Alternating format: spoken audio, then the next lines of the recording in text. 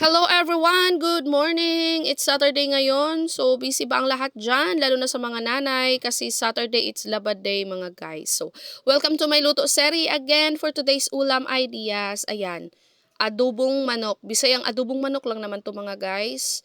Ganito din ba kayo mag-adobo? Yung ihalo nyo na lahat. Oh, nagtimpla na ako dyan. Naglagay na ako ng paminta powder. Siyempre, may magic din mga guys para mas masarap siya.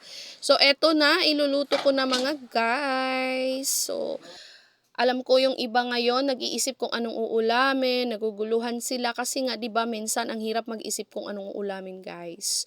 So eto na, try nyo na yung adobo. Alam ko naman alam ng lahat tong lutuin kasi ito naman yung pinaka-easy luto sa manok, 'di ba? Pero syempre nga sabi ko nga, isi-share ko pa rin kasi nga minsan may mga taong nag-iisip kung anong uulamin. So eto na, try nyo na yung adobong manok ngayon mga guys.